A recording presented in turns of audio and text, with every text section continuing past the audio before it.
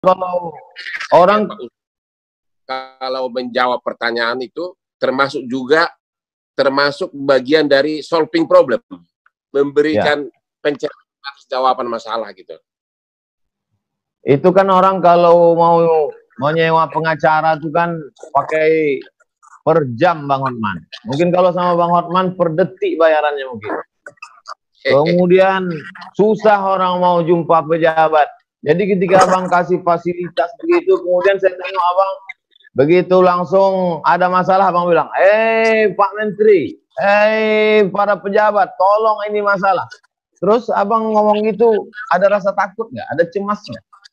Sebagian besar berhasil. Sebagian besar berhasil.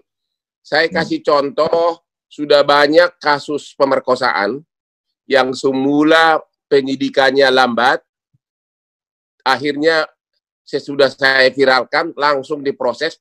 Bahkan baru 2 minggu lalu ada seorang ibu datang nangis-nangis karena putrinya yang masih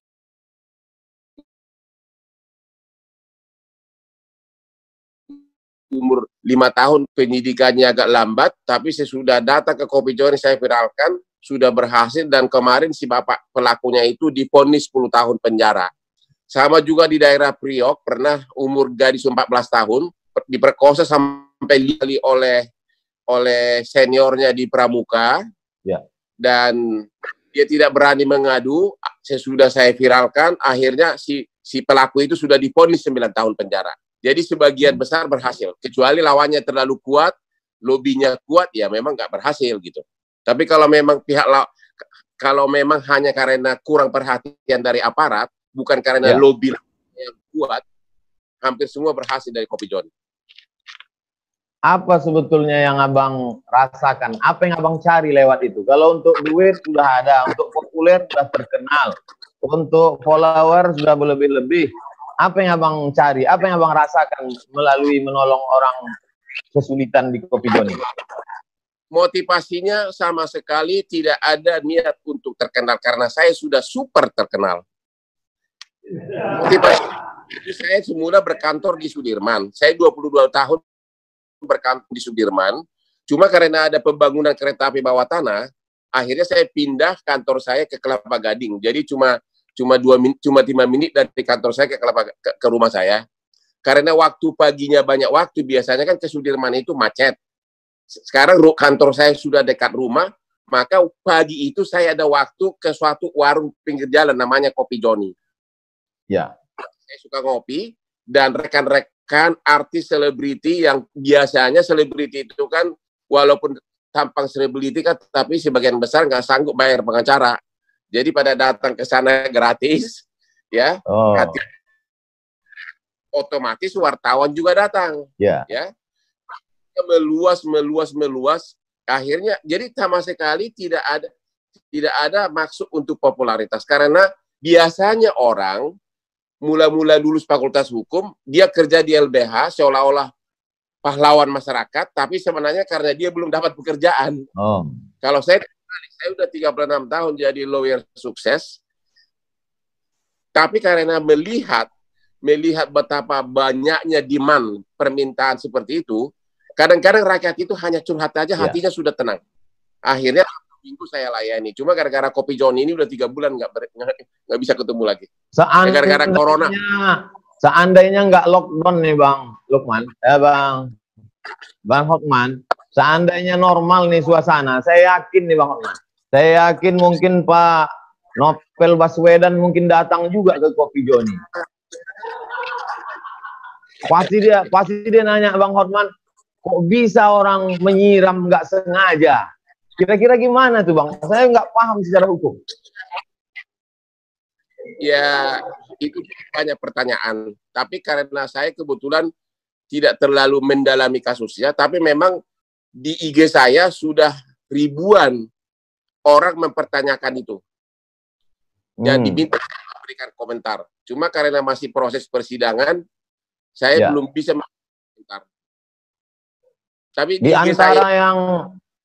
di antara yang sulit untuk saya yang bodoh masalah hukum konvensional nih Bang Hotman, yang sulit saya percaya untuk itu nggak sengaja itu bangun pagi itu kan payah Bang Hotman. Masa iya bangun pagi membeli air kerasnya lagi kan? Nah itu, tapi karena Bang Hotman belum mendalami, saya nggak bisa juga maksa Bang Hotman. Saya ada pertanyaan Pak Ustadz yang mau saya tanya.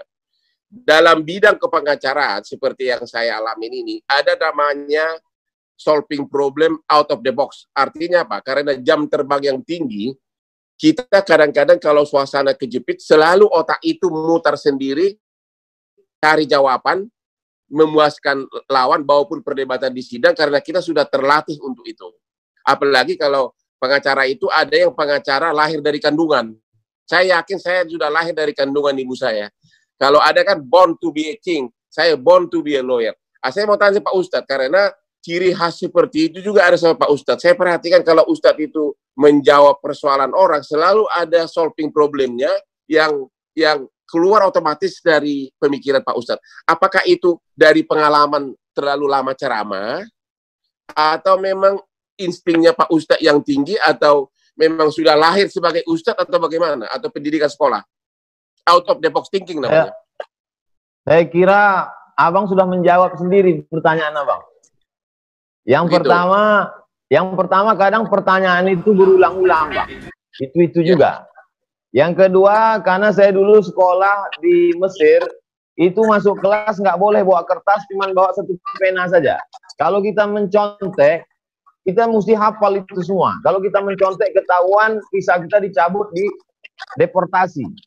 Lalu kemudian mungkin faktor doa orang tua juga.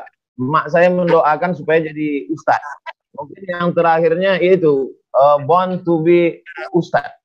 Born to be ustadz ya.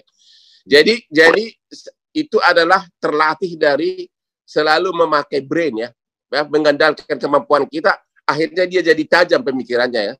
Artinya ibarat air, kalau dia mengalir, dia pada saat dia air itu kejepit, akhirnya dia mencari alurnya sendiri, begitu kira-kira. Setuju ya? Iya Bang, ada namanya Ibnu Hajar. Ibnu itu anak, Hajar itu batu, anak batu. Jadi dia sulit untuk belajar. Lalu kemudian suatu hari dia lihat ada batu besar ditetesi oleh air. Air yang terus menetes. Sampai akhirnya batu itu berlubang. Disitulah dia, kalau kita sering ketuk pintu, lama-lama yang punya rumah dibukakannya juga pintu. Kalau terus ditetesi, jadi saya kira termasuklah juga kita ini, saking seringnya kita intip-intipan IG ini, akhirnya jumpa juga kita. Pernah saya intip IG Bang Hotman itu, Abang posting video saya tentang bangun subuh. Saya katakan berawal dari keterpaksaan, lalu kemudian menjadi kebiasaan. Abang posting itu di IG Abang, berawal dari keterpaksaan, lalu kemudian berubah menjadi kebiasaan. Apa yang menarik bagi Abang tentang bangun subuh? Karena itulah yang saya alami tiap hari. Karena terpaksa kita harus mencari solusinya. Akhirnya menjadi kebiasaan. Itulah saya itu, kalau saya kan selalu real case tiap hari. Tiap hari case itu tambah satu, besok tambah satu. Sementara ratusan perkara masih pending di Mahkamah Agung, pending di sini. Sehingga otak kita itu menjadi seperti legal mind istilahnya. Bahkan kalau saya renang di subuh hari itu, makanya saya selalu bangun jam 4 subuh, saya di kolam renang itu tidak mikirin artis cantik, tapi yang di pikiran saya itu adalah, ini bagaimana ini memenangkan ini, beslah begini, ini perkara ini masih banding. Otomatis itu berpikir terus. Karena apa? Terpaksa. Karena apa? Kita udah terima honor, tanggung jawab. Akhirnya otak itu lama-lama jadi terbiasa. Kalau orang lain kan mikir, gimana caranya nangani ratusan perkara kayak gitu. Memang kelihatannya susah, tapi kan udah terbiasa, itu menjadi enteng. Saya juga melihat Ustadz kalau ceramah itu kok gampang benar itu menjawab pertanyaan orang. Jawabnya selalu, istilahnya bahasa Inggrisnya itu plain language. Bahasa yang sederhana tapi menggigit gitu loh. Oh. Dan tepat. Ada satu video saya lagi Abang posting terkait tentang buaya darat. Itu yang mau saya tanya. Saya memperkenalkan ada 4 jenis buaya. Satu buaya benaran. Satu buaya cinta. Yaitu buaya cinta adalah orang yang sudah punya keluarga, punya istri, tapi punya pacar di luar, tapi tetap tanggung jawab kepada istri dan anak nomor satu. Yang ketiga, buaya darat. Buaya darat ini adalah orang yang punya istri, tapi juga punya pacar-pacar di luar dan kawin terus gitu loh. Satu lagi, tapi dia masih memperhatikan anak istri. Yang terakhir adalah buaya jahanam, yaitu punya istri, nikah, dan anak istrinya dibuang. Menurut Pak Ustadz, dari buaya asli kan buaya yang hidup di laut. Dari buaya cinta, buaya darat, buaya jahanam, ada nggak satu yang buaya cinta masih bisa dibenarkan nggak? Secara agama maupun secara moral. Kalau dalam Islam, Bang Hotman, dia ada batasan. Jadi ada emergency door, ada emergency door. Jadi macam kita naik pesawat itu, kata si pramugari, ladies and gentlemen, ini ada pintu keluar, pintu masuk, satu ini saja. Tapi kalau pesawat ini nanti meletup masuk jurang, ini pintu kiri bisa kau buka, kata dia. Itulah dia poligami ya gitu. Jadi selama dia pernikahan resmi, kemudian sekarang diikat oleh aturan negara, ada izin istri pertama yang disahkan ke pengadilan, itu banyak yang udah saya ajarkan, tapi saya belum mengamalkannya. Nah itu, jadi masih dibenarkan. Kalau dia diakui secara hukum negara dan agama. Begitu Bang Hotman. Tapi apa itu bisa bersifat adil kalau misalnya istri yang kedua itu adalah wanita artis umur 21 yang sangat mulus? Pasti pemikiran si suami kan pengen ke sana melulu daripada istri pertama. Bagaimana itu Pak Ustadz mengatasinya? Makanya diikat dia Bang. Diikat harus ada izin istri pertama. Selama tidak ada izin istri pertama tidak akan bisa. Macam mana dia bisa ditangkap polisi dia? Kecuali dia punya duit banyak menyewa pengacara Bang Hotman. Atau ke Kopi Joni. Begitu ya. Bang Hotman, pertemuan kita ini kan banyak yang suka, banyak yang tidak. Bang Hotman punya lovers, banyak sekali. Abang ada cemas nggak? Tiba-tiba nanti lovers abang menjadi hater. Saya sudah merasakan itu di IG saya, itu sudah banyak yang mengkritik, ngapain sih katanya, ya ngapain sih itu beginilah. Tapi kan saya melihat bukan soal pro dan kontranya, saya kan hanya mau substansi berdiskusi. Kalau soal agama, saya selalu berprinsip bahwa kalau saya lahir di Pekanbaru, mungkin di kampungnya Pak Ustadz, saya akan menjadi Islam. Demikian juga kalau Pak Ustadz lahir di kampung saya di Tapanuli, bisa-bisa Pak Ustadz juga masuk keluarga Kristen. Atas dasar itulah saya mengatakan kadang-kadang saya beragama itu adalah bagian dari kodrat saya lahir di dunia. Jadi tidak ada alasan untuk membenci agama lain. Makanya saya itu sangat dekat dengan berbagai pesantren. Walaupun nama marga saya Hutapea, saya sudah dapat gelar Gus Lora, Gus dari Tebu Ireng, ya. Di Jombang, ya. Saya juga dapat gelar Lora dari Ketua PBNU, dan saya udah berapa kali ceramah di Tebu Ireng, kemudian juga di Lirboyo di Kediri, dan bahkan di Padang. Dan di situ saya melihat bahwa kehidupan di pesantren itu ternyata beda total dengan anggapan orang luar, seolah-olah pesantren itu adalah tempat di mana para aliran keras begitu loh. Ya, saya pun begitu juga Bang Hotman. Karena pro kontra, jadi saya katakan saya dengan Bang Hotman dipersaudarakan, pertama sama-sama manusia, bukan buaya. Kemudian yang kedua, kami sama-sama orang Indonesia. Kalau bahasa agamanya ukhuwah wataniyah, bersaudara karena sebangsa setanah air. Yang kedua ukhuwah insaniyah, bersaudara karena sama-sama manusia. Lalu kemudian dimanapun kita lahir, lalu setelah dewasa dalam ajaran agama saya diajarkan untuk mencari, untuk meneliti, dikasih Tuhan akal untuk berpikir. Lalu kemudian dalam Quran itu ada namanya surat Al-Mumtahanah ayat 8, isinya kalau orang yang berbeda agama denganmu itu tidak mengusirmu dari kampung halamanmu, tidak membunuhmu, tidak memerangimu, tidak mengusirmu, maka kau balas dia dengan 2. Berbuat baiklah engkau kepada dia dan bersikap adillah engkau. Oleh sebab itu, ketika abang menawarkan ke Kopi Joni dialog, saya merasa saya perlu merespon. Saya merasa perlu menjawab. Jadi ini sebagai jawaban saya, mudah-mudahan silaturahim kita tetap terjalin, insya Allah. Kebetulan ini saya biasanya dialog itu tidak menulis pertanyaan, Bang Hotman. Tapi malam ini saya khawatir salah ngomong, jadi saya tulis. Oke, Pak Somad ini kan sudah banyak fansnya. Jadi apapun yang diucapkan itu sering bisa kadang-kadang sensitif. Ya. Itu bisa mengandung pro dan kontra, terutama yang berbeda agama, seperti mungkin saya juga ngikutin ada pro dan kontra sebelumnya, tapi saya tidak mau membahas itu, ya. Tapi dengan peranan Pak Somad yang sudah banyak fansnya itu, ya saya juga menyarankan agar lebih lembut, lebih akomodatif gitu loh, terhadap yang juga beda agama, sehingga lebih banyak fansnya nanti gitu. Begini Bang Hotman, saya ini dari kecil bertetangga, berkawan, datang ke rumah, bertamu dengan orang berbeda agama. Karena saya di Sumatera Utara, Kabupaten Asahan, Kisaran. Jadi satu gang itu macam-macam agamanya. Lalu kemudian setelah saya belajar agama, saya ceramah. Ceramah itu ada yang tablik akbar di tengah tanah lapang, ada di stadion. Jadi bisa dengar ceramah saya satu persatu.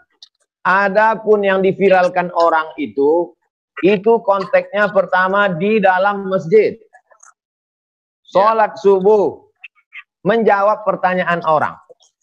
Dan itu sudah kira-kira 4, 5, atau 6 tahun. Saking lamanya saya pun tidak ingat entah kapan. Di dalam masjid, tidak untuk publik, menjawab pertanyaan orang. Nah, jadi itu perlu saya jelaskan kronologisnya, karena kita video ini kadang dipotong-potong. Nah, saya pun tak ingin bahas itu, sebagaimana Bang Hotman juga tak ingin membahas itu. Saya kira sudah saya clearkan.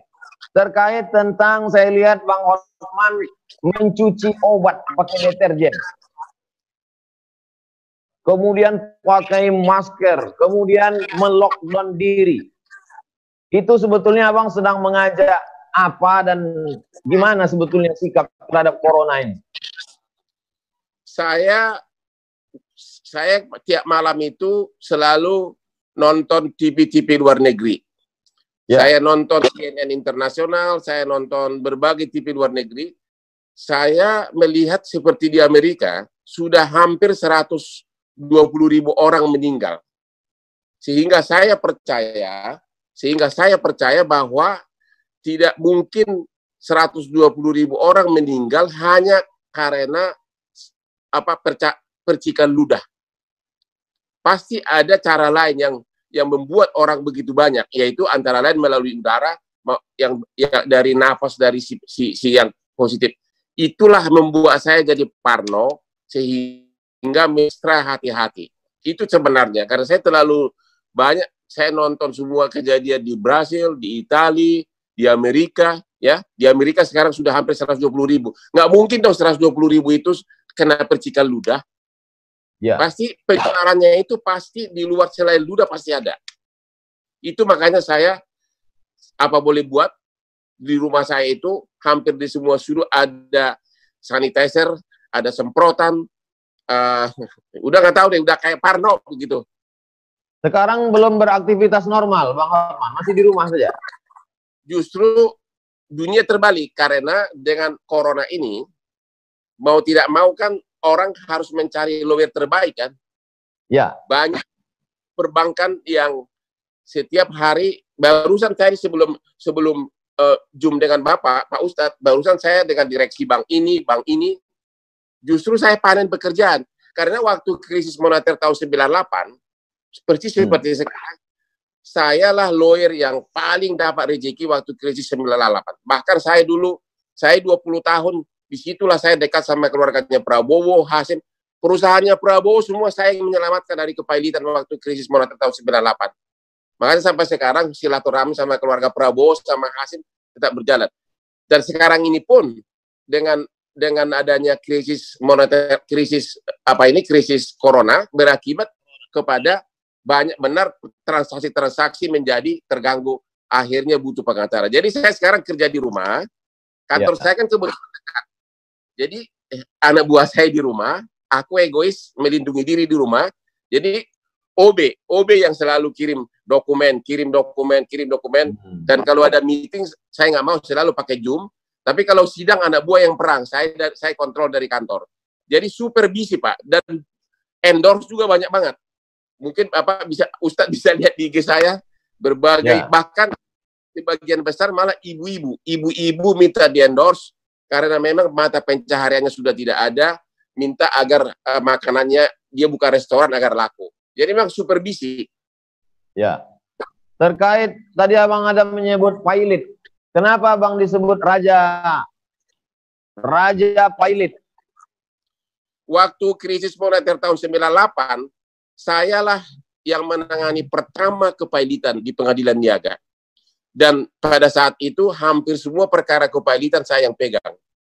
Hampir termasuk PT Kiani Kertas, punya Pak Prabowo juga saya yang bela lolos dari kepailitan. Itu di situ saya dapat ratusan miliar rupiah. Ya, ratusan miliar rupiah. Karena memang waktu itu kan dolar hampir 20.000. Ya, jadi perusahaan susah. Dan ini pun dengan corona ini bakal menggila di perkara. Tapi belum sekarang. Orang-orang debitur, para konglomerat masih sebagian besar masih sembunyi di Singapura. Nanti begitu pun mulailah terjadi perkara karena banyak kontrak yang terputus. Saya panen lagi begitu. Artinya apa? Kualitas akan selalu dicari orang. Saya 20 tahun, Pak, join sama Dr. Nono Anwar Makarim, Harvard Group, bapaknya Nadiem Makarim, yang Menteri Pendidikan. Dulu Nadiem Makarim ini anak kecil waktu saya sudah join sama bapaknya. Saya 20 tahun di Makarim Taira International Firm, saya 4 tahun di Australia dengan pengacaranya 700 orang. Seperti saya bilang tadi, itulah yang membuat saya menjadi out of the box. Apapun persoalan hukum bisnis, otomatis dari otak saya itu dalam bahasa Inggris sudah otomatis lancar. Akhirnya dalam musim corona ini, akhirnya orang akan mencari. Orang akan selalu mencari kualitas. Kira-kira begitu. Sombong dikit boleh Pak Ustadz ya? Australia, Bang Lukman. Bang Hotman, Australia. Berapa orang lagu Boti yang sampai ke Sydney? Kok tahu lagu Boti, Bos? Lagu Boti kampung halamanku. Berapa orang lagu Boti yang sampai ke Sydney? Ya, ada 1-2 lah, tapi yang saya itu di sana bergabung dengan kantor pengacara di sini yang pengacaranya 700 orang, seperti yang Pak Ustadz lihat di TV-TV itu, ya, di mana kalau Ustadz lihat kan di TV pengacara-pengacara bule itu bersidang. Dulu kerja saya di situ, ikut mengantar pengacara-pengacara bule itu pakai wig ke sidang, dorong bukunya, saya nonton berhari-hari bersidang, dan saya belajar bahasa Inggris hukumnya. Akhirnya bahasa Inggris hukum itu kan tidak bisa dapat dari guru les. Itulah yang membuat saya menjadi benar-benar otaknya itu legal minds terus. Kalau dijawab berapa, saya cuma 1 orang lagu Boti ada di sini. Orang banyak melihat Abang kan bukan lagu Botinya. Orang melihat Abang Lamborghini-nya. Orang melihat Abang cincin berliannya. Banyak orang melihat setelah sukses. Sampai ada anak ospek kuliah itu, dia tulis cita-cita jadi Hotman Paris Utapia. Jadi 5 poin, kalau dibatasi 5 poin kiat sukses. Supaya anak muda ini jangan jadi pemimpi. Dia mesti belajar juga kerja kerasnya. 5 poin, bisa Bang ringkas? 1, harus jelas tujuannya dulu. Kalau mau sukses kita harus jelas tujuannya dulu, ya. Karena kita tidak mungkin sampai ke tujuan kalau kita nggak tahu, ya. Yang kedua adalah nyali. Nyali adalah salah satu pokok penting modal sukses. Tanpa ada keberanian akan susah sukses. Yang ketiga adalah kalau seperti kata si pendiri Facebook, ya, persisten, ya, persisten. Artinya ngotot gitulah, ngotot. Ya, ngotot terus menerus, ya. Yang keempat tentu kerja keras. Yang keempat kerja keras, yang kelima adalah socialize, mengenal, membina relasi. Itulah 5 inti pokok dari yang saya terapkan selama ini. Yang dulu tidak ada rasa, sekarang jadi rasa percaya diri. Jujur aja Pak Ustadz, saya memakai berlian ini bukan untuk pamer, tapi saya datang ke tempat rapat dengan dasi mahal, semua orang tahu bermerek, dengan cincin berlian yang kadang satu berlian ini 6 miliar, orang penampilan kita itu menjadi apa? Namanya itu self-confidence, convincing, ya. Orang bule itu Pak, saya kan paling sering bertarung sama orang bule. Orang bule itu suka anggap rendah sama orang Indonesia. Karena dianggap kita ini masih bodoh. Tapi begitu kita masuk ruangan, dari mulai sepatunya pun dia tahu mereknya, dasinya dia tahu mereknya, adanya di Champs-Élysées di Hollywood, adanya di Milan, dia langsung simpatik. Artinya apa? Orang yang berkualitas pakaiannya seperti itu, berarti otaknya juga berkualitas. Nah, itu bukan untuk pamer, tapi adalah bagian dari profesi untuk tampil pede gitu. Itu yang mesti anak-anak muda nih tahu, Bang Hotman. Apa 5 poin tadi, dari mulai tujuannya jelas, bernyali, ngotot, kerja keras, sosialnya baik, kemudian tujuan dari gaya itu pun punya tujuan, bukan sekedar ingin hura-hura dan lain sebagainya. Saya kira itu mendidik. Kemudian terkait dengan 3F ini, banyak anak orang kaya gagal sekolahnya, narkoba, tinggal di luar negeri pun tak betul. Tapi 3F ini bisa tes pendidikannya gimana? Kiat Bang Hotman. Ya, pendidikan paling utama itu kan dalam keluarga. Apa yang dilihat kehidupan kita sehari-hari, mau tidak mau, itu otomatis melekat kepada jiwa anak. Anak saya 3-tiganya lulus Fakultas Hukum dari 3 subuh udah bekerja. Dia lihat gaya hidupnya memang kerja tanggung jawab. Ya, dia lihat keluarga juga tentram. Itulah bagian yang dia lihat tiap hari sehingga mendarah daging dalam dirinya. Jujur bahwa walaupun di generasi saya itu banyak mobil mewah, anak-anak saya nggak pernah tertarik untuk pamer mobil mewah. Karena apa? Dia dari kecil sudah melihat mobil mewah itu. Jadi contoh hal yang paling bagus untuk anak adalah contoh yang kita lakukan tiap hari dalam keluarga. Itu kira-kira. Itu adalah pendidikan yang paling bagus. Ada beberapa orang yang sempat terjatuh dalam hidupnya, kemudian silap, salah. Kemudian setelah keluar dari penjara, Bang Hotman kasih dia kesempatan. Bang Hotman undang, kemudian bangkit percaya dirinya. Kemudian mungkin bagi sebagian orang lain sudah mencap dia, sudah menjudge. Itu apa motivasi Bang? Bisa kasih contoh yang mana ya? Ada beberapa, saya tak bisa sebut nama, nanti jadi infotainment. Ya bagi saya bahwa manusia kan bisa berubah, ya. Masa lalunya itu tidak perlu kita persoalkan, tapi kalau kita sudah yakin bahwa kepribadiannya bisa berubah, ya kenapa tidak? Kadang-kadang justru orang yang, terutama kalau dia intelektual, kalau dia masuk penjara, justru orang kayak gitu yang bisa lebih dipercaya karena dia tidak mau lagi melakukan hal yang sama 2 kali. Ada banyak kasus Bang Hotman, dari mulai Nazarudin sampai JIS. Di antara semua kasus itu apa yang paling berkesan? Oke, yang paling berkesan dalam hidupku adalah waktu krisis moneter tahun 98. Waktu itu masih Presiden Soeharto, di mana saya ditunjuk oleh Bambang Triatmojo. Waktu itu IMF menutup 16 bank. Ya, IMF menutup 16 bank. Di situ saya 2 minggu duduk tiap hari dengan Bambang Triatmojo, anak sulungnya Presiden, sebagai pengacaranya. Saya bersama-sama dengan Adnan Buyung, Oce Kaligis.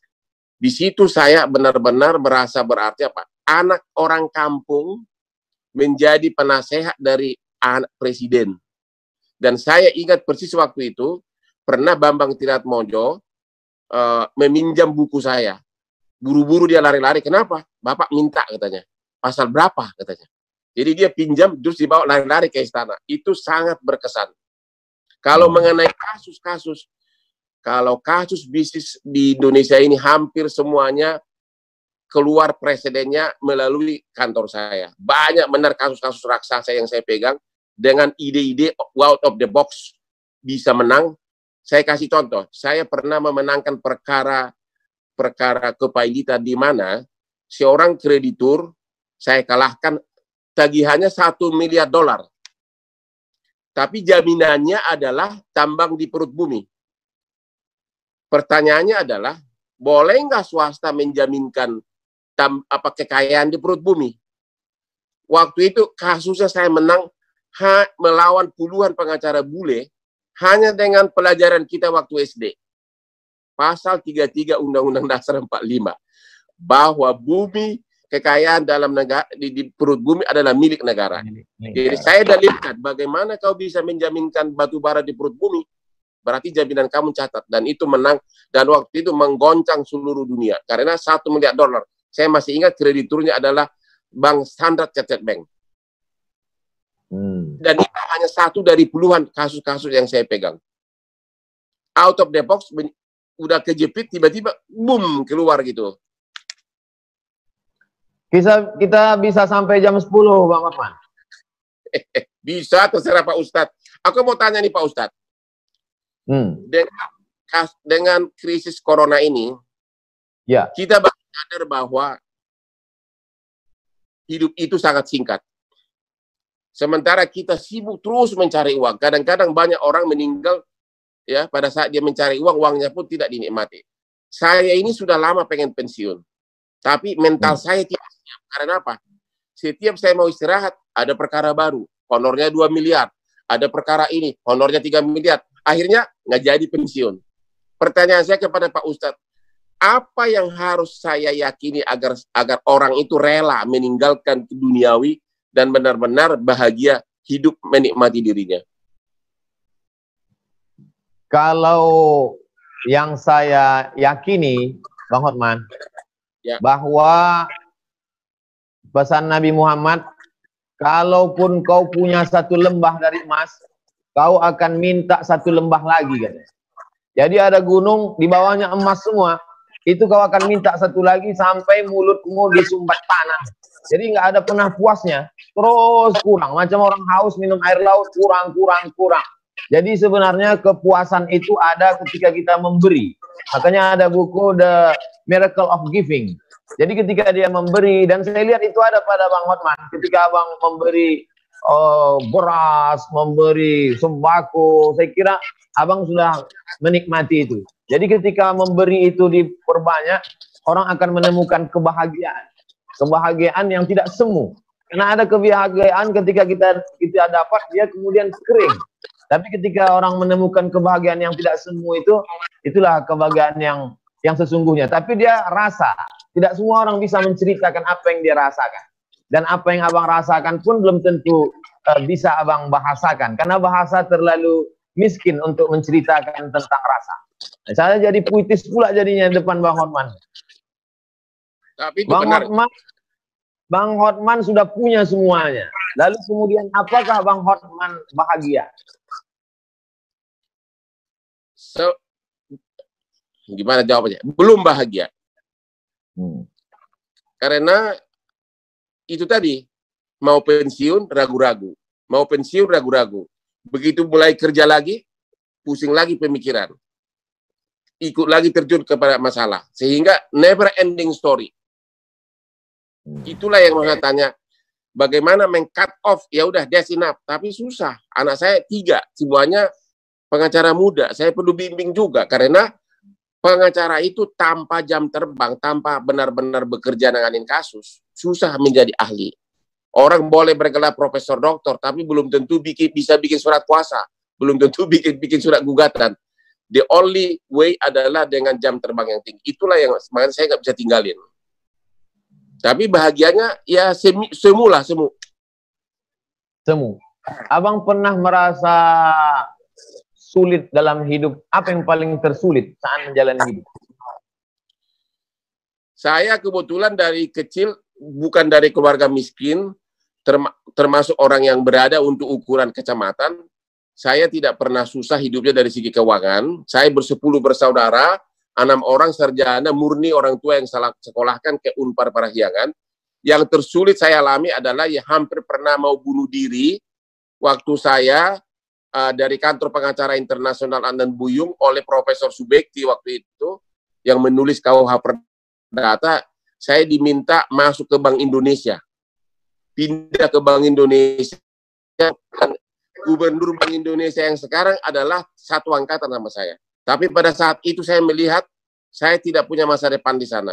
Nggak bisa kaya Pak di sana. Itu antara lain yang saya lihat waktu itu. Kedua, saya sarjana hukum, disuruh belajar hitung dagang, disuruh belajar neraca, memang namanya bank kan. Disitulah saya menjadi pesimis, karena terus-terusan stres hari demi hari, akhirnya hampir waktu itu minum Baygon. Tapi saat saya mau minum Baygon, tiba-tiba saya mendengar tukang beca di depan rumah yang sedang bermain gaplek bisa ketawa-ketawa. Di situ saya sadar, tukang beca bisa ketawa-ketawa, sedangkan saya pegawai Bank Indonesia sarjana hukum tidak mau bunuh diri. Sejak itulah tekad bahwa I have to do it. Saya harus pilih pekerjaan yang saya suka and I will do it the maximum way, dan berhasil. Di tengah keberhasilan Abang melewati masa-masa sulit segala macam, apa yang belum tercapai? Yang belum sebenarnya, pertama saya tidak pernah tertarik jadi pegawai negeri, tidak pernah tertarik jadi DPR, tidak pernah tertarik jadi menteri. Jadi sebenarnya saya sudah hampir tercapai semuanya. Sekarang yang belum tercapai adalah bagaimana 3 anak saya jadi pengacara benar-benar berkualitas. Yang kedua, agar saya bisa pindah ke Bali dengan tenang, bisa tiap jalan pagi melihat berbagai pemandangan, wanita cantik sambil olahraga, ya kayak begitulah, mau hidup tenang di Bali. Hanya itu tujuan saya terakhir.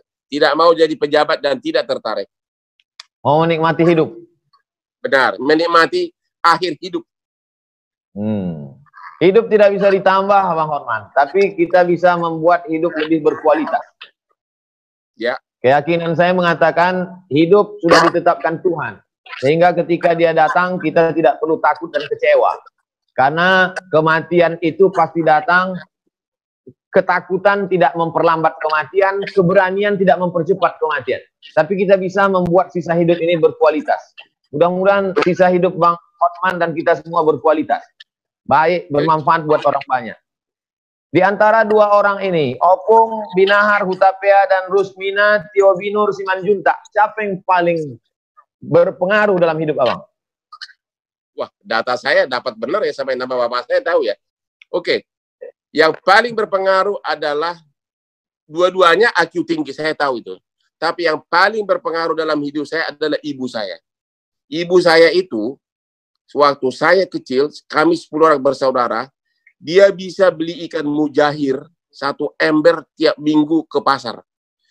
Ikan mujahir itu disup tiap hari dan dikasih ke anaknya, dan selalu dengan pesan agar kau pintar di sekolah. Dia percaya, walaupun dia orang kampung, dia percaya bahwa makanan turut membantu IQ.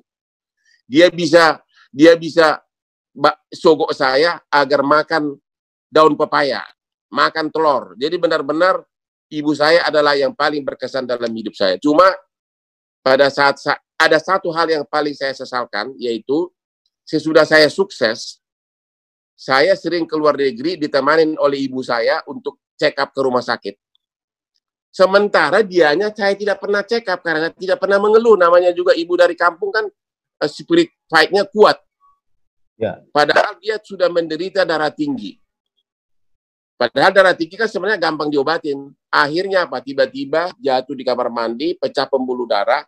Itulah penyesalan yang saya tidak bisa maafkan diriku.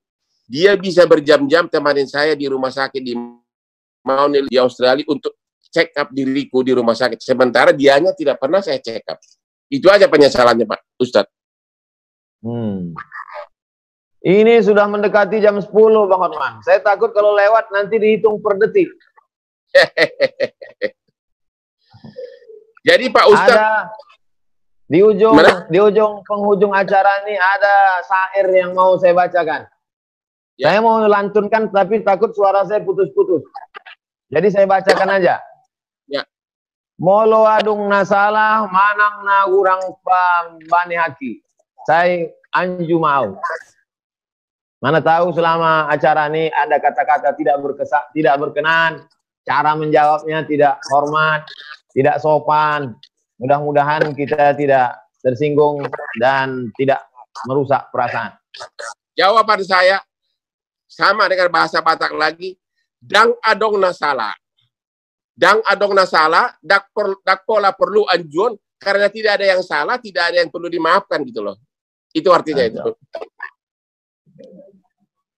Terima kasih Bang.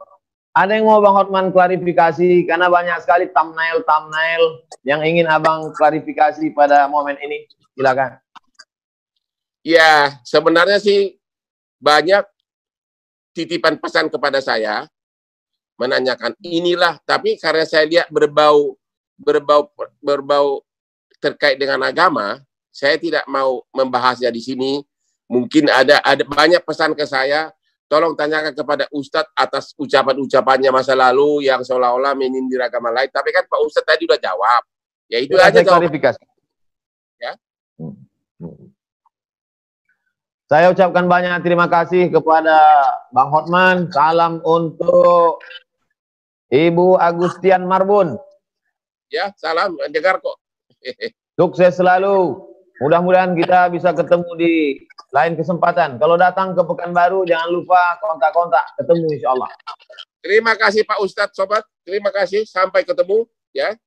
Nanti saya datang ke Pekanbaru, akan saya cari langsung Pak Sobat. Ya. Amin. Oke, saya terima kasih banyak. Terima kasih. Salam. Selamat malam, Pak Hotman. Salam.